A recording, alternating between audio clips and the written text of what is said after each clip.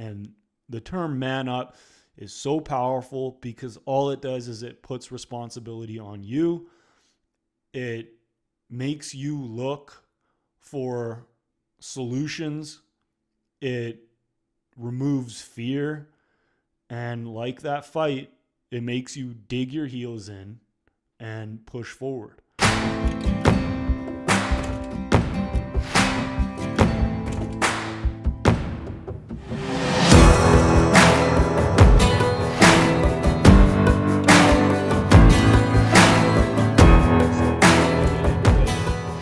Episode, which is one of my favorite topics because I think it's one of the most necessary things to cover, is manning up and how you should use that term in your life and why it's going away, why, quote unquote, they are taking it away from us. So let me preface this with we'll talk about manning up, not just in the terms of taking responsibility, but in facing fears. So quick story.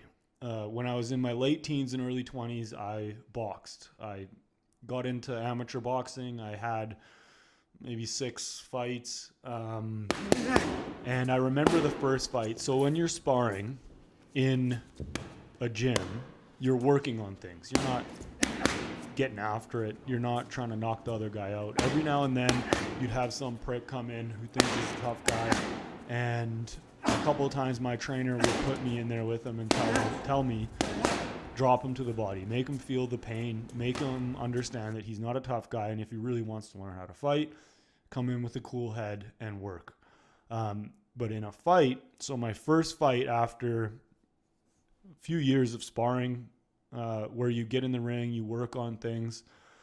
My first fight was it was in northern BC, which is it's a town called Prince George, BC, which is one of my least favorite places on the planet. It was just cold, like drunks everywhere.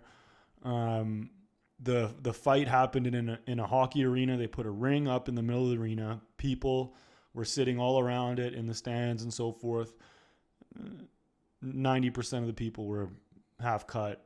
It was just like a cold, dark place, but a great, dirty, grimy place for a first fight. The thing about fighting in the amateurs is you have shorter rounds and you have smaller, fewer rounds. So I think it was 4 rounds at maybe 2 minutes, maybe 3. It got to 3 at a certain point, but these are quick rounds. And what I didn't understand is you're going in there to take the guy's head off right away. There is no feeling out, in pro boxing where they kind of feel each other out. They throw jabs the first round, try to gauge their range, all this stuff. Amateur boxing, you get in there and you try to destroy the guy the first round. Now, the guy I was fighting with, this was my first fight. The guy I was fighting with, it was his first fight in that weight division. I think we fought at 165. But he had a bunch of other fights at 170 something, 178 maybe. I can't remember the amateur weight classes, but so he had more than 10 fights already. And he was a bigger guy coming down in weight. And I was puffed up at 165 back then. That was me eating a lot with all the running and training I was doing. So that wasn't my natural weight class at that point. So we get into the fight, and I'm expecting a feeling out period. Throw jabs, gauge each other's range, and feel each other out. And then as the fight progresses, we get after it. But that's not what I ran into. And it taught me a valuable lesson. He won the first round. He won the second round. And then I dropped him, but they didn't stop the fight in the third round. So it took me 3 rounds to fully acclimate to the reality that this was a real fight. This was, in a fight, you have to face your opponent with aggression. You cannot have an ounce of timidity, of a timid, cautious, whatever, persona or being in you. You have to be aggressive. You have to dig your heels in and fight. especially in amateur boxing. You got to be moving forward. And at that skill set, when it's your first fight, you're not dancing around. You're making the guy miss, but if he throws 10 punches, at least a couple are going to land.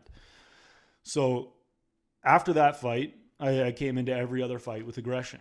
There wasn't that timid, cautious behavior. And then that I have tried to carry over into circumstances in life where I'm facing an obstacle, or my back is against the wall, or there's stress, or there's fear, or there's worry. You cannot face that enemy being timid. To add to that, you can't get into the poor me routine. So what happens a lot is when we are faced with a circumstance that may not be our fault, and it may be our fault, and others around us appear to be doing great, we get into this, why the fuck does this happen to me? Poor me. Why can't things just go right? Why can't things be easier? Why can't I make this amount of money? Or why can't I, get the results I want in the gym? Why does this happen? Why does that happen? As soon as you hear those thoughts and you're trying to rationalize why it's not your fault, whether you know it or not, it is a poor me mindset. It is pity. It is us being bitches and pussies and feeling sorry for ourselves that we're under this weight. And one of the best ways to deal with it is to tell yourself to man up. And manning up is simply facing the problem with aggression, with a clear head, and with some balls, with some grit, with some toughness, and taking responsibility for the situation, which is all you can really do in a situation. You can't blame someone else and expect the situation to change. You can't remove responsibility from yourself and expect the situation to change. Now, man up, the term man up is being taken away from us as society, culture, everything. It seems, at least here in the West, seems to want to make men softer. Men, to thrive, cannot be soft. We cannot be crying all the time. We cannot be complaining. We cannot be going to, and I'm not going to knock therapy, but when they look at therapists, what a large amount of them do is end up diagnosing the individual to fit their preconceived notions of what they need. They're finding diagnoses where diagnoses don't exist. If the term man up was more popular and more guys would just take responsibility and figure things out on their own, and we can figure everything out on our own. We don't always need advice. Advice is great if they're more believable than you. And a shrink often puts their own biases onto the person and creates a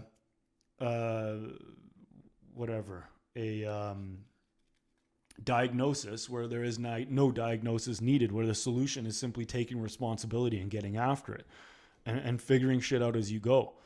So as they try to take, and I'm not trying to make this a conspiracy thing, but it's pretty clear they're trying to soften men.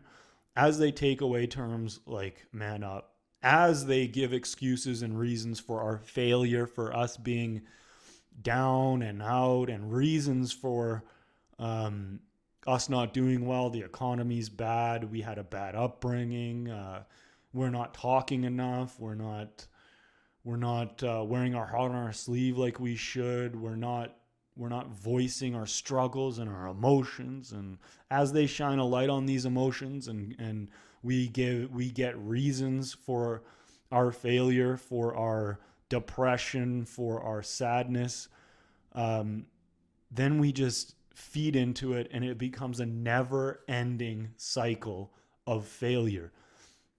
And you get depression when who you are right now is so far removed from who you want to be, and deep down who you know you can be if you just did the right things. And the term man up is so powerful because all it does is it puts responsibility on you. It makes you look for solutions. It removes fear. And like that fight, It makes you dig your heels in and push forward with aggression. So they're trying to get rid of the term man up. They're trying to make this masculinity that has served men so well for thousands upon thousands of years, and I might add, has served society and everyone in society well for thousands upon thousands of years. As innovation and capitalism takes root, our lives, even on the poor end, are so much easier than they were 100, 200, 300 years ago. It's because of innovation. It's because of men breaking the rules. It's because of men not feeling sorry for themselves and finding solutions anyway. So masculinity isn't toxic. And in making it toxic, you remove the possibility for men to solve their own problems. So some takeaways.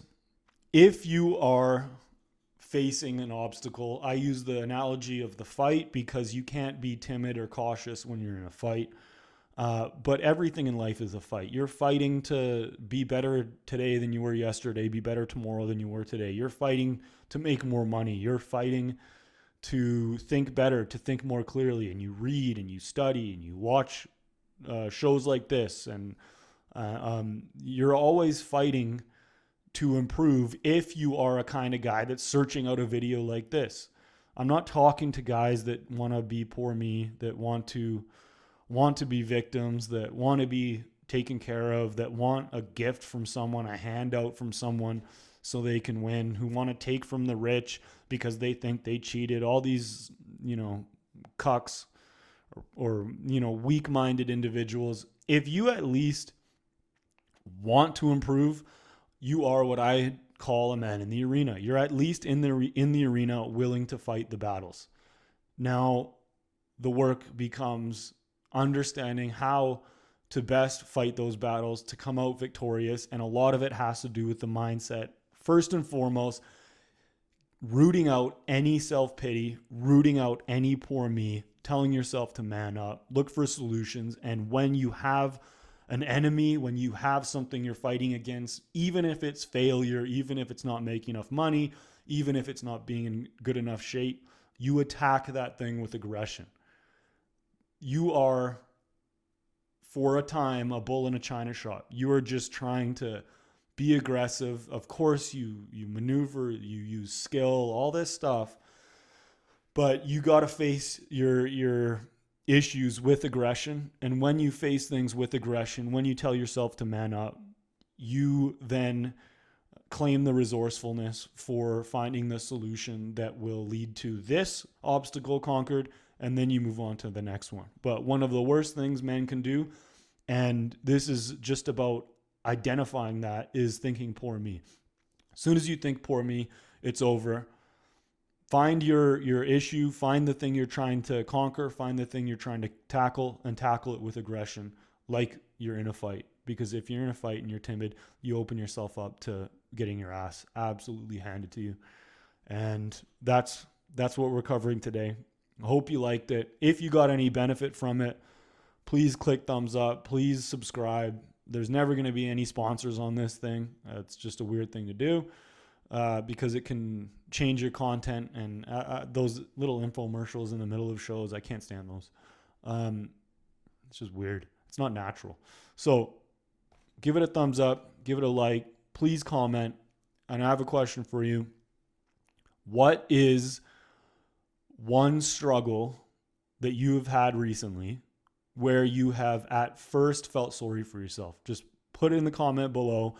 And then if you came to the conclusion that you're feeling sorry for yourself and you manned up and you faced it like a man and you faced that challenge head on, awesome. But let me know that struggle where you at least felt a bit sorry for yourself. I'll put one down in the comment section as well. And again, thumbs up, subscribe. Appreciate you. Take care.